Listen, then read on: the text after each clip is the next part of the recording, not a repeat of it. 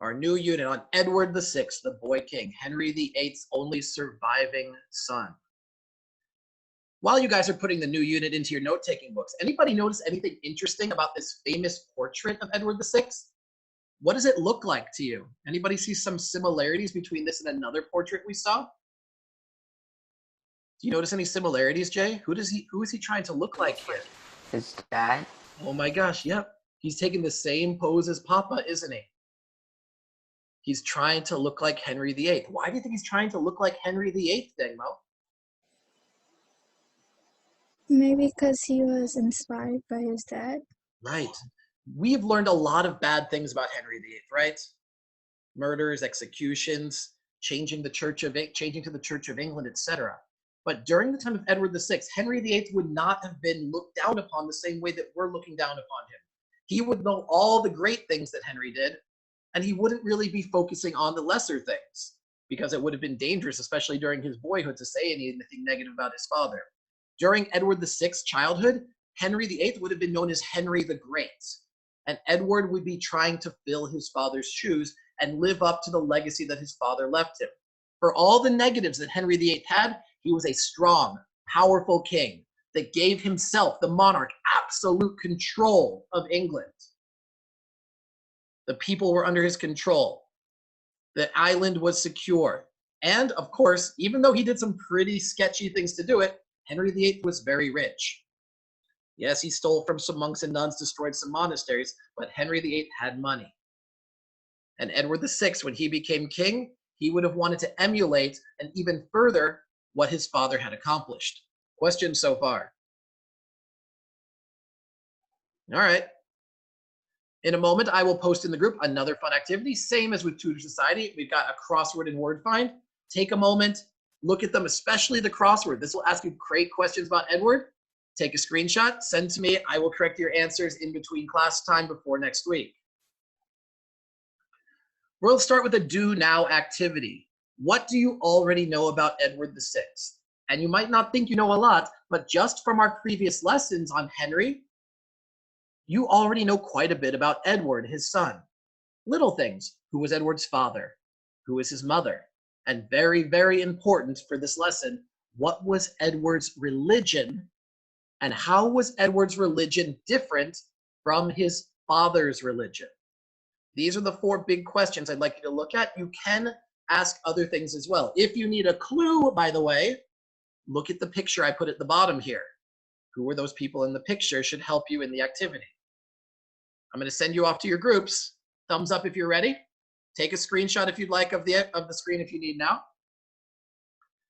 I'm going to give you new breakout rooms. We are going to do 3 groups of 2. We'll have Dengmo and Judy, Jay and Nick, Amy and Giselle. Y'all ready? I'm going to give you 2 minutes and 24 seconds. On your mark, get set, go! Welcome back, everybody. I'm sure you did excellent in your groups. Let's check it out right now. Nick, let's start off easy. Who was Edward VI's father? His father. Oh, his father was Henry the 8th. Yes, Henry VIII was his father. You almost said Henry VII. Henry VII would have been his grandfather.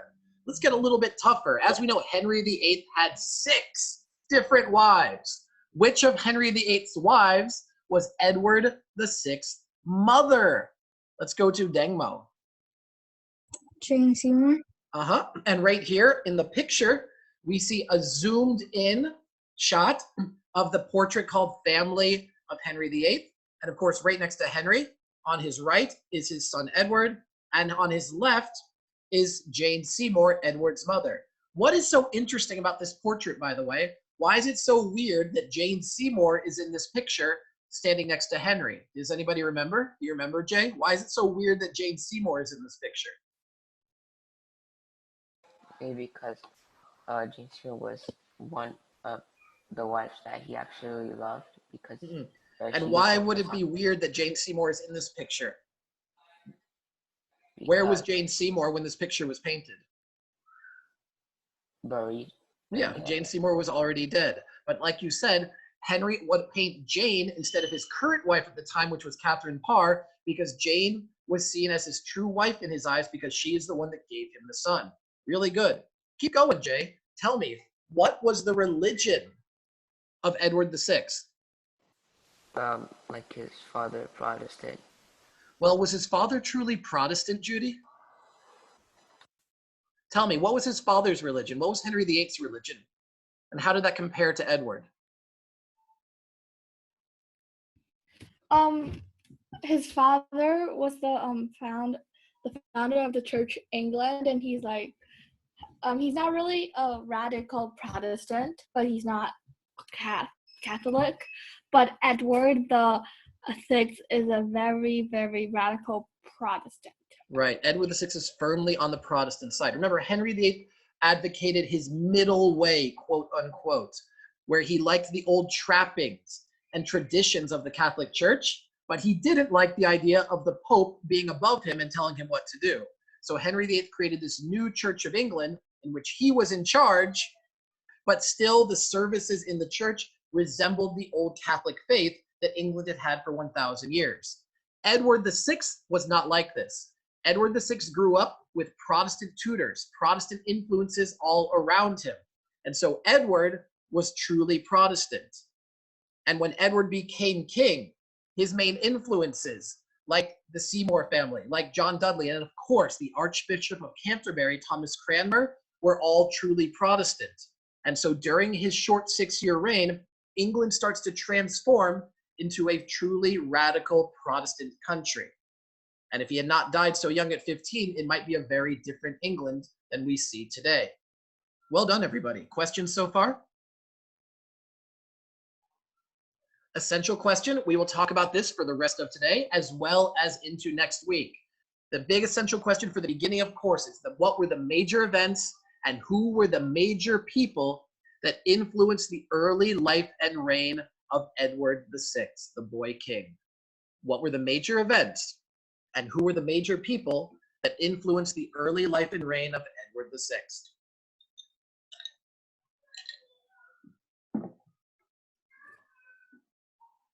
These influences, of course, are extremely important. He took the throne at the age of 9. And so his advisors, his tutors, his teachers are going to have a very strong say in the beliefs of this young man. Early on, they're going to be everything. 9-year-olds and 10-year-olds are not truly running the country. Although Edward was an extremely intelligent and precocious and confident young man. Remember, he was born into royalty. He knew his place from the day he was born. In fact, we have Edward's diary surviving to this day, written in his own hand from the day that he became king.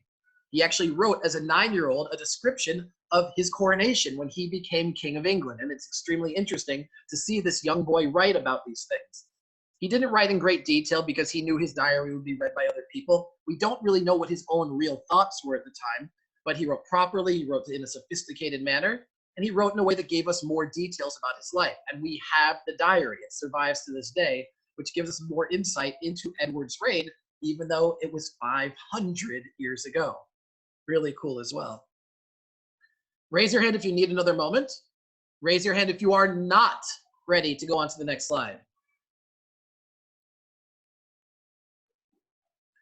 We will finish today, as always, with a new lesson with the key terms. The main goal, get the key terms into your notes today, and next week we go right into the lesson. I think we've got just 1 minute left. It should be enough time to go briefly into these. These are key terms that you will need not just for this lesson, but for future lessons as well. Remember, listen, do not copy the entire thing. Put it in terms that you understand. Remember, you are not writing to me. You're not writing to your parents. Who are your notes for, Dangmo? Future. Future Dangmo, that's right. Key term number 1, Lord Protector. A Lord Protector is a person who has the power of a king or queen, but is not really the king or queen. The Lord Protector takes power if the king or queen is too young, or if the king or queen is not in the country, or maybe if they're injured or not able to rule at the present time. A person called a Lord Protector will take power. This, of course, is very important because Edward takes control when he's 9 years old. During his early reign, there will be a Lord Protector, his uncle, Edward Seymour, his mom's brother, who will act as his Lord Protector. This is an important one. In your own words, so that future you will understand it, there will, of course, be an Edward review quiz, and you will need these. Giselle and Nick, start now, start early. Get these key terms in. Use your highlighter. Highlight the key term, write a short definition, and you will have it forever and ever. I know you guys are going to ace the next review quiz. Next one, coronation. I've used this word already today. The coronation is simply the ceremony in which the king or queen is officially crowned and made the king or queen. The official crowning ceremony of a monarch is called a coronation. This next word is not a word particular for the Tudors or Middle Ages or medieval Europe, but it is a word I'm going to use a lot because there's going to be lots of secrecy and plots and treachery and drama when we learn about the Tudors. And I use this word all the time. This word is colluded. Colluded is when you and some other people make a plan, come to a secret understanding to do something that's usually not going to be very nice and might hurt other people. It could be to overthrow somebody. It could be to hurt or kill somebody. It could be to undermine or get somebody out of power. It's to make a secret plan, oftentimes for a harmful purpose. That is colluded. There's going to be some serious colluding during the late reign of Edward VI. There's going to be some serious colluding and some really fun drama for you guys to learn. And the final key term I had to put in for you guys is minstrel. It's because when Edward VI was a boy, his father employed for him a team of minstrels. Minstrels are singers, musicians. They would perform at fairs, festivals, special occasions where music would be in order. Edward had in his house as a boy a troupe of minstrels that would sing and play for him anytime he wanted to keep him entertained. Remember, there's no electricity back then. There's no radios. There's no YouTube. You needed real people if you wanted music.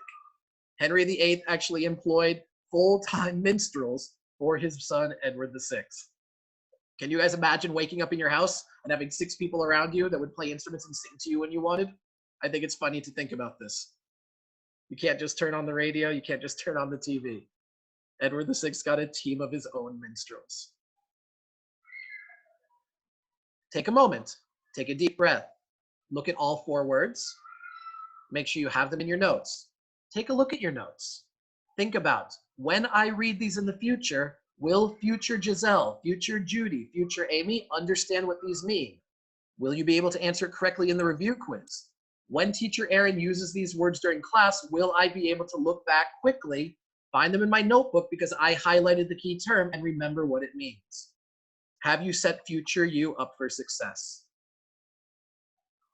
Raise your hand if you have any questions at all. Yes, Nick, I love questions. So can Edward just like, if Edward has like some kind of mobile phone and then can make some video make videos, can he sell the video? You understand that Edward did not have a mobile phone, right?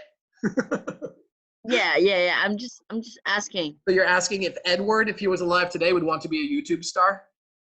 Maybe. Would Edward VI be a YouTube star today? I'm not sure, but if there was nobody else with a team of minstrels, he would certainly have an advantage because he could put together some performances and put little baby Edward in them. Yeah, that's a good thing to think about. I like the imagination, Nick. Thank you. Anybody have any related questions?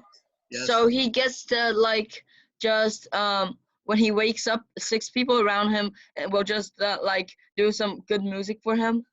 He would always have people around him that could play music. Even when he was a baby, his governess and the people that would take care of him could say, well, Edward's being cranky. Could you play some music for him? He was a boy, remember. He became king when he was 9 years old. So this is his early childhood. When he's a baby, of course, he's not going to say, you play music for me. He's going to have people that'll ask for them to play for him. I was exaggerating a little bit. It's still funny to think about. Wow. Edward's family is very rich. Yep, Henry VIII was extremely rich, especially after Thomas Wolsey died and passed on his wealth to him. Henry VIII as king was actually the richest person in England at the time which is the thing that allowed him to become so powerful. Great one, Nick. I know you're being silly, but I like the imagination and I love any questions. Who else has a question before we're done today? Raise your hand if you are not ready for me to take the key term slide down. I will post this slide as well as every other slide in the group. Check out the link on Rich and Core Tutors that I posted. Check out the activities that I posted. Do them if you have time. Send them to me and I will talk to you. And of course, type any questions that you have. Giselle and Nick, look at the old slides. Put in those notes that you're missing. Put in those key terms. And if you're missing any or you cannot access the slide, message me. I'll send it to you. I'll help you catch up on anything you need. That's what I'm here for. Don't be shy during the week. Cool? All right, if there's no other questions, you know what I'm looking for. Turn on that audio and please wish everybody an awesome week. You guys were great today. Great discussions, great activities. And next week we get into the deeper part of the reign of the boy king, Edward VI. Have a great week, everybody. Thank you. Bye, Giselle. Bye, Nick. Bye-bye. Bye, Momo. Bye. Thank you. Bye, Judy. Bye. Bye, Jay. Bye, Amy. Thank you, guys.